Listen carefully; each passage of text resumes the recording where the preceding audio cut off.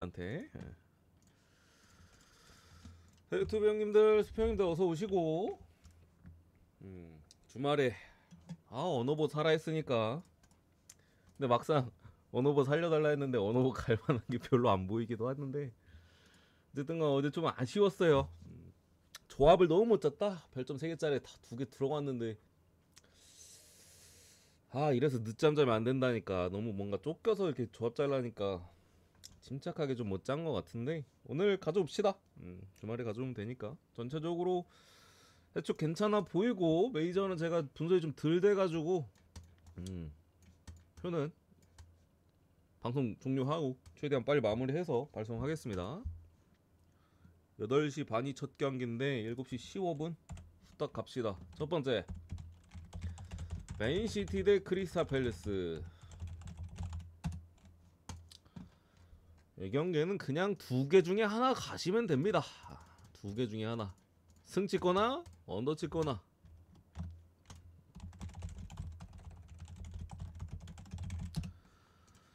맨시티의 후반기는 결국에는 이제 전반기의 문제는 사라지긴 했어요. 전반기에 제가 맨시티 수비 불안하다 그냥 바로 왼쪽 입에 달고 살았었잖아요. 근데 후반기에는 어쨌든 간에 뭐 수비적으로 좀 경합이나 뭐 활동량 가져가 줄 수 있는 뭐 니코 곤잘레스나 뭐 이런 애들 좀 영입하기도 했고, 수비는 전체적으로 안정됐는데 화력은 여전히 조금 아쉽기는 해요. 근데 애들이 나이가 들어서 좀 어쩔 수 없어. 여기 홀란도 없고, 여기에 뭐 포든이나 뭐 이런 애들 폼이 많이 떨어졌잖아. 그릴리시도 그렇고, 여기에 뭐 사비우나 도쿠 같은 경우 뭐 완전한 크랙으로 보기엔 좀 어렵고, 그죠? 화력이 좀 떨어진 부분이 어쨌든 아쉽긴 한데, 오늘 크리스탈 팰리스가 일단은 수비 쪽에 마크 게이가 빠집니다. 잉글랜드 국대 센터백이 빠지고, 전방에 이제 은케티아, 아스날에서 이제 크페로 넘어간 애도 출전 정지. 지난 경기 퇴장에 대한 여파죠. 물론 뭐 미드필더나 뭐 이런 건 괜찮습니다만, 기본적으로 이제 수비가 좀 개입 빠진 거 상당히 큽니다. 올 시즌 단 한 경기만 빠졌고 나머지 다 풀타임인데 빠진 부분이고, 그 수비 쪽에 하면 그 볼프스부르크에서 영입한 그놈도 이제 그 뇌진탕 관련 이슈가 있었는데, 걔까지 빠졌으면 진짜 크펠 센터백이 다 빠진 거거든요. 근데 걔는 일단 좀 뇌진탕 관련 이슈였는데 출전이 가능한 걸로 보입니다. 그래서 그 부분은 조금 다행이긴 한데, 어쨌든 게이의 출전 정지, 그리고 이제 크리스탈 팰리스 같은 경우도 동기부여를 뭐 아주 강하게 받기가 조금 힘들기는 해요. 7위 빌라와 승점이 8점 차. 조금 뭐 애매한 부분이 있죠. 지난번에 사우스햄튼 원정에서도 크리스탈 팰리스가 사실 동기부여가 조금 떨어진 모습은 있었어요. 지난 브라이튼전에서도 크펠이 뭐 아주 경기력이 좋지는 않았었거든요. 이게 크펠이 지금 그러니까 A매치 브레이크 이후에 3경기를 치렀는데 FA컵에서 경기력이 제일 좋았어. 컵대회에서. 컵대회는 우승 가능하니까. 리그 경기에서는 조금 뭔가 떨어져 보이긴 했다. 그래서 맨시티 어쨌든 4위 경쟁 들어가고 있고, 그리고 또 큰 결장자도 있어서 잡거나 혹은 저득점 무승부도 가능해 보이긴 합니다. 좀 변수가 나온다면은 질 것 같지는 않고, 제 생각엔 1대1이라든가 뭐 그런 거 있잖아. 그래서 둘 중에 꼴리는 걸로 가자. 승 언더 보고요.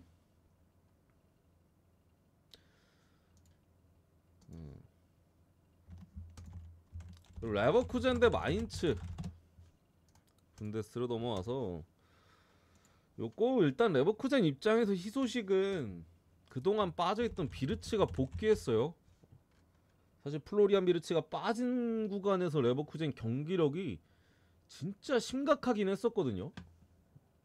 말 그대로 진짜 심각했었는데, 뭐 아르미니 빌레펠트 3부리그 팀인가요? 3부리그 팀한테 이제 컵 대회 떨어지고 4강에서, 직전 하이덴하임전도 원정 경기이긴 했습니다만 졸전이어서 졸전.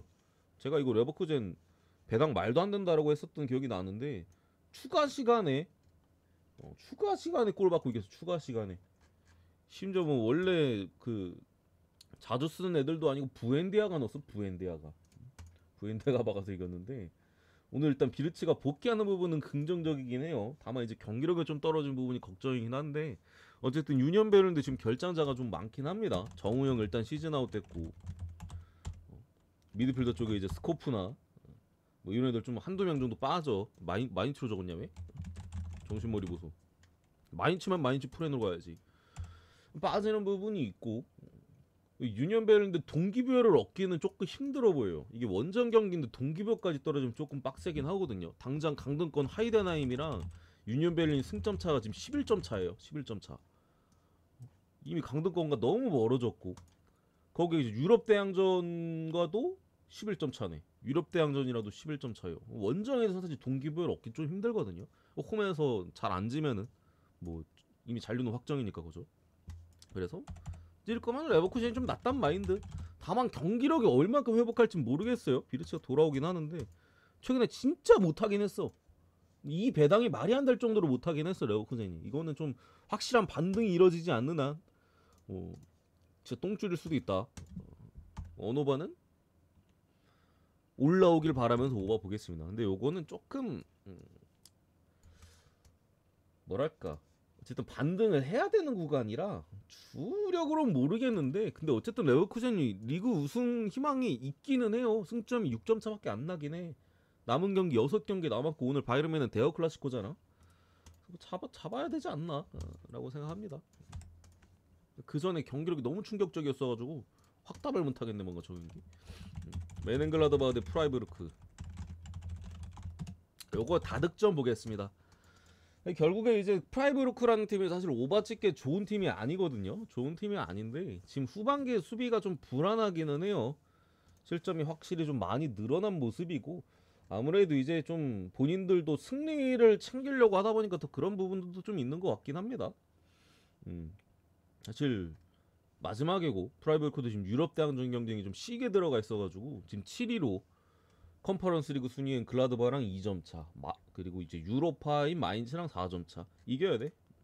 여기에 글라드바흐 같은 경우 골키퍼 주전 골키퍼 니콜라스나 오몰린 둘 다 빠져 있고, 저기 프라이부르크도 주전 골키퍼 부상이기도 하죠. 여기에 수비 쪽에 믿을만한 또 센터백인 마티아스 긴터도 출전 정지로 오늘 빠집니다. 그래서 다들 수비 쪽이나 골키퍼 쪽에 양팀 둘 다 결장자가 있기 때문에 여기 이제 골키퍼 둘 메인 하나 서브 하나 빠지고, 여기 메인 키퍼 빠지고 핵심 수비 빠지고 다득점이 좀 낮지 않나 이렇게 봅니다.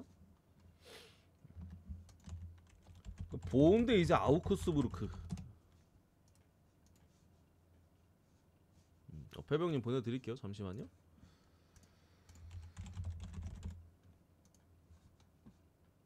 오늘 너무 많이 말고 1.5배 옆에서 갑시다. 1.5배.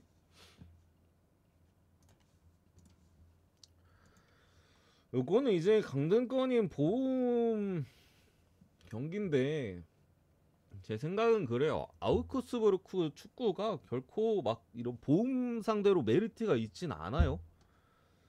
수비로 그나마 최근에 바이에른 뭐 3골 실점하기 전까지 수비로 먹고 살았었는데, 제가 미넨전에도 사실 그 소리를 했죠. 그러니까 아우크스 수비가 압도적인 느낌은 사실 없어요. 압도적으로 막 잘해가지고 그동안에 엄청난 무실점 행진을 했던 건 아닙니다. 뭐 2월 8일 마인츠전 무실점, 그 다음 경기 라이프치전 무실점, 그 다음 경기 메넨글라드전 무실점, 그 다음 경기 프라이부르크전 무실점, 그 다음 경기 도르트문트전 무실점, 그 다음 경기 볼프스전 무실점까지. 그리고 직전 경기 바이에른전 3골 먹었고, 그 전 경기 호파이나임전 1대1 무승부. 그러니까 몇 경기 무실점한 거야? 그러니까 이 정도로 수비가 세진 않아. 제가 볼 때 전부 다 실점할 수 있었어요. 모든 경기 다. 근데 수비가 어쨌든 간에 골키퍼가 좀 잘 막아줬던 부분들이나 그래도 끈적함 정도는 있는 부분이라 뭐 그랬던 건데, 어차피 이거 먼저 들어가는 팀이 앉을 가능성이 높아요. 골을 먼저 넣는 팀이 앉을 가능성이 높거든요. 아우크스부르크가 개인적으로 이 타이밍에서 원정 경기에서 뭔가 힘을 받는 그림은 저는 잘 안 그려져서 눈 감고 보험승 보겠습니다. 보험승에 뭐 햄무 정도 1대0 그런 느낌 보고 넘어갈게요. 그리고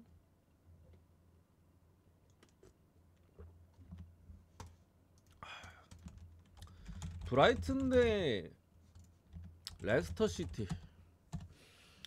이것도 사실 우리한테 주어진 선택지는 없어요. 이거를 어떻게 레스터로 갈 수가 있겠습니까? 그죠? 근데 이제 변수적인 부분을 말씀드리면은 브라이튼의 화력이 떨어진 부분은 제가 뭐 진작에 MH 브레이크 직후에 바로 예측을 했었죠. 저기 뭐 전방에 이제 활동량 많은 측면에 그 루터 빠져 있고 미토마가 국대에서 컨디션도 안 좋았었고 그밖에 나머지 공격수들이 고군분투하긴 했습니다만 최근 3경기 1득. MH 브레이크 이후 3경기 동안 한 골밖에 못 넣었어요. 물론 상대가 뭐 노팅엄, 빌라, 크펠 만만치 않은 상대들이긴 했습니다만 어쨌든 그 부분이 좀 아쉽고 그리고 브라이튼이 지금 수비 쪽에 결장자가 너무 많아. 기존에 뭐 램프티, 이고르, 웹스터, 벨트만도 기존 결장자였나요? 얘 포함하더라도 센터백 쪽에 바네케 또 출전 정지로 또 빠지고 카디오갤로도 추가적인 결장자인 것 같은데 그래서 이게 전문 수비수가 오늘 2명밖에 없어요. 2명밖에 없어.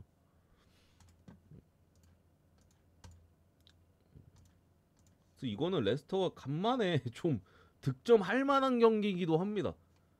수비가 저렇게 많이 빠지니까 그죠? 레스터가 지금 몇 경기 무득점이야? 하나, 둘, 셋, 넷, 다, 7경기 연속 무득점이거든요. 나는 이거 프리미어리그에서 다른 리그도 아니고 프리미어리그에서 7경기 무득점은 거의 처음 보는 것 같아. 축구를 20년을 봤거든요. 근데 7경기 연속 무득점이 있었어 이게? 말도 안 될 정도로 지금 무득점 행진인데 간만에 골을 넣을 만해 보이긴 한다. 그래서 일반승만 보겠습니다. 일반승만. 아니면 뭐 오바로 좀 틀어야 되는데 근데 오바를 보기엔 좀 브라이튼의 공격력이 신뢰가 안 가가지고 그 레스터도 솔직히 넣을만 하긴 한데 어쨌든 그냥 7경기 연속 무득점하는 팀이잖아요. 가볍게 그냥 일반승만. 많이 좋아 보이는 건 모르겠어요. 브라이튼의 경기력 믿을 수 없다. 노팅엄 대 에버턴. 이 경기는 라인업 확인이 기본적으로 필수인 경기인데 일단은 노팅엄 쪽에 엘랑가랑 우드가 지금 불투명이거든요. 여기에 이제 사이드백 쪽에 아이나 빠져있고 셋 다 핵심 중에 핵심인 선수들. 특히나 우드가 빠지면 이제 노팅엄이 공격력이 뚝 떨어져요. 그래서 우드의 출전 여부가 굉장히 중요하고 올 시즌 18골. 엘랑가 같은 경우도 맨유 시절보다 뭐 한 단계 스텝업한 모습 보여주면서 올 시즌 굉장히 잘하고 있기 때문에 이건 라인업 좀 봐야 될 것 같아. 빠지면 에버턴이 할만합니다. 나오면은 이제 좀 한 골 싸움 느낌으로 갈 수는 있는데 빠지면 에버턴이 확 유리해. 근데 이제 해외 배당이 좀 노팅엄 쪽으로 빠지는 거 보면은 나올 것 같기도 하고. 일단 우리가 11시까지로 이제 늘어나가지고 이건 10시에 라인업 보고 가십시오. 저는 빠진다고 보고 일단 에버턴 프렌의 언더 봤습니다. 뭐 무 정도 봤고요. 에버턴 프렌의 언더사이드. 어쨌든 간에 수비적으로 하는 부분에 있어서 비벼볼 만한 여지는 있습니다. 다만 에버턴도 이제 동기부여가 이게 웬만하면 프리미어리그 홈이 이제 좀 유리해. 왜냐면 이게 중위권 팀들이 그러니까 한 저기 어디야 크리스탈 팰리스가 11위거든요. 그 순위부터 17위 울버햄튼까지가 그 11위부터 17위면 한 7개 팀이지. 7개 팀이 동기부여가 떨어져 있어. 에버튼 15위거든요. 강등권이랑 지금 15점 차고 저기 유럽 대항전권이랑 16점 차예요. 올라갈 때도 없고 떨어질 때도 없어. 이런 경우 보통 이제 홈에서는 열심히 뛰는데 원정에서는 설렁설렁 뛰어. 그래서 이 역배뜨기가 힘들어요. 역배뜨기가. 그래서 이게 어떻게 보면 무승부로 봐야 되나 뭐 좀 싶기도 하고. 나오면 뭐 언더나 뭐 무 잡고 치우시던가 아니 빠지면은 나오면 노팅엄이 유리합니다. 넘어가고요.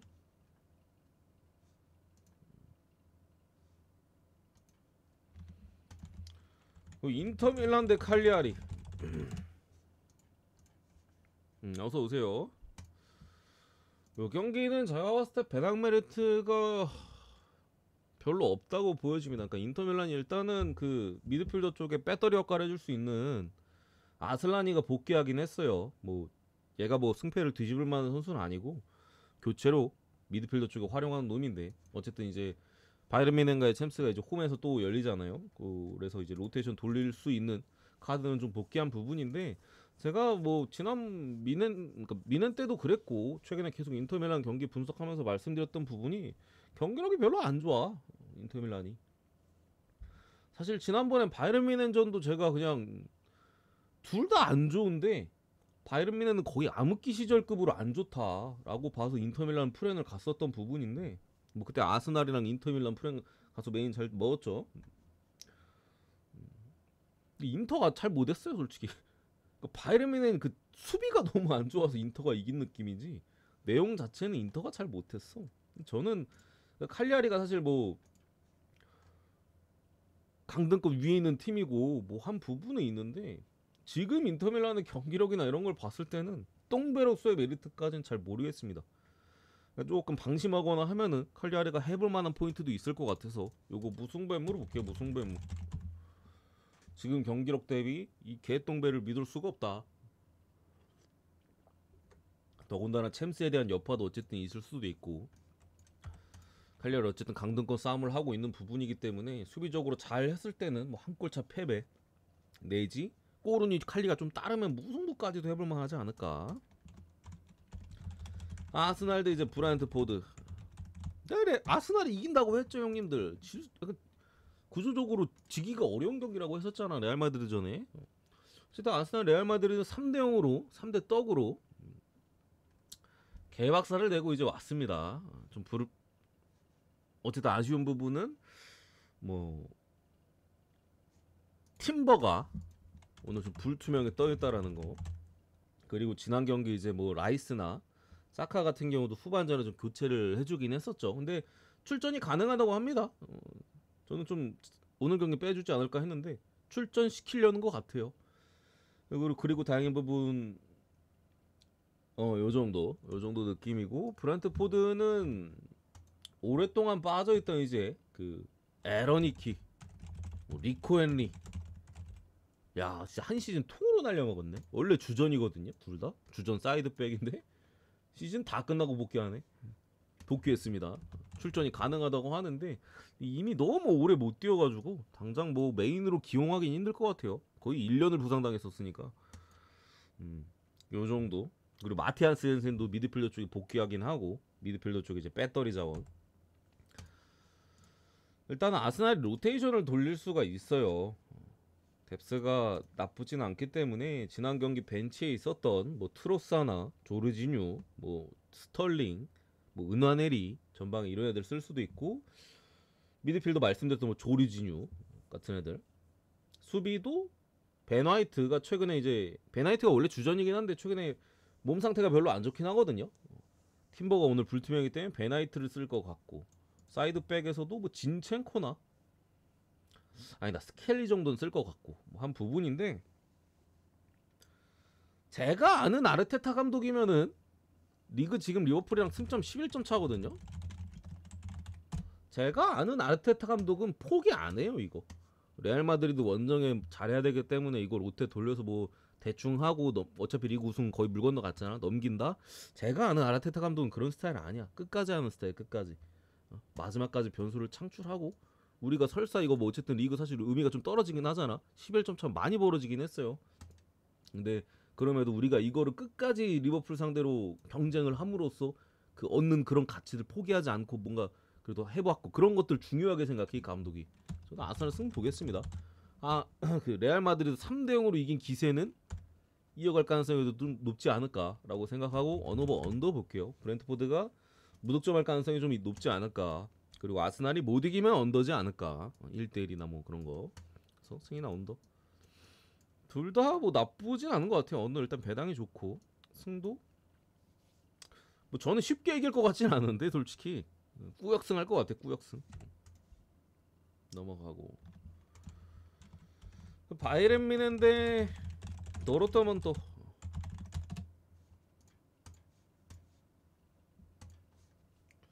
배당이 1.35배? 지금 뭐 장난합니까? 뭐 나랑 장난하냐 지금? 오즈들아? 이게 1.35배인 이유는 딱 하나밖에 없어요. 딱 하나의 이유. 뭐 뮌헨이 더 잘해서? 절대 아닙니다. 상대 전적 때문에 1.35배예요. 상대 전적 때문에. 이거 지금 도르트문트가 더 잘해 형님들. 경기력이 도르트문트가 더 좋아요.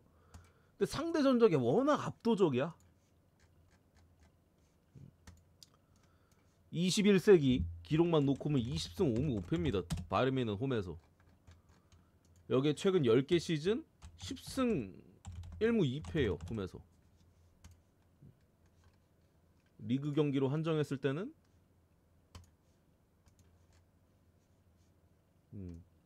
도르트문트 마지막 승리가 2018년도네.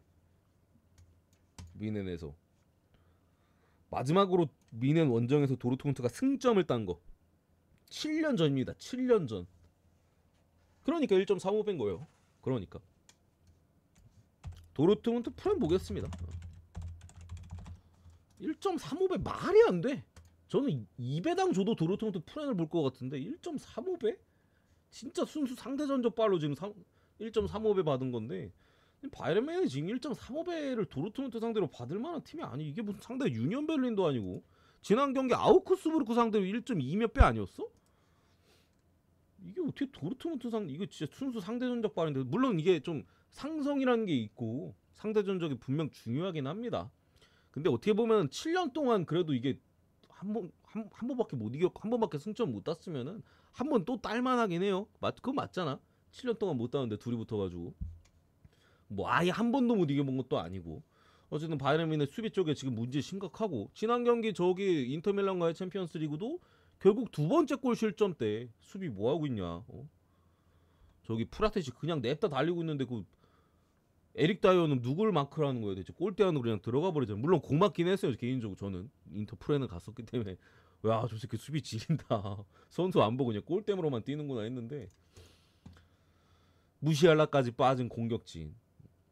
해리 케인의 무관력을 무시할 수 없다. 지난 경기 인터밀란 전에 우리가 또 확인하지 않았습니까? 레버쿠젠이 오늘 비르츠가 복귀했기 때문에 승리 가능성이 높은데 요것도 바이에른이 못 이겨버리면은 두 팀의 승점이 6점 차인데 줄어들 수 있거든요. 글쎄, 케인이 토트넘 출신이기 때문에 무관력이 있기 때문에 전 도르트문트가 할만하다. 도르트문트가 지금 새 감독 체제에서 나쁘지 않아요. 경기력이 전체적으로. 특히나 수비가 불안한 바이에른은 지금 도르트문트 활약 괜찮거든요. 지난 바르셀로나전에도 솔직히 돌문이 좋은 찬스가 있었어요. 이게 막 진짜 4대0으로 허무하게 질 경기는 제가 생각엔 아니었어. 저는 물론 바르셀로나 찍었었지만 기라시가 이제 골대 앞에서 한 두 개인가 날렸잖아. 그거 진짜 말도 안 되는 미스를 했잖아요. 그런 부분에 있어서 경기력 자체는 상대가 너무 강했을 뿐이야. 바르셀로나 솔직히 바이에른 정도는 상대 가능합니다. 그래서 프렌 개인적으로 역배도 찔러볼 만하다. 넘어가고요. 유벤투스 대 레체. 뭐 사실 분석할 거 있습니까 형님들? 유벤투스가 어쨌든 그 이고르 투도르 감독 체제에서 분명히 반등을 하긴 했어요. 지난 로마전에도 확실히 무기력했던 유벤투스 이전 유벤투스와는 다르죠. 유벤투스가 원정인데도 더 잘했어 로마보다. 뭐 이길 뻔도 했었고 사실 그죠? 수비 쪽에 이제 가티가 좀 빠지는 부분은 아쉽긴 합니다만 이건 뭐 레체 상대로 승점 드랍하겠습니까? 그죠? 뭐 마인으로 찍을 사람만 이제 고민하는 구간이지 일반승 해줄 거라고 생각하고 스페인은 저는 그래도 마인승 쪽으로 보도록 할게요.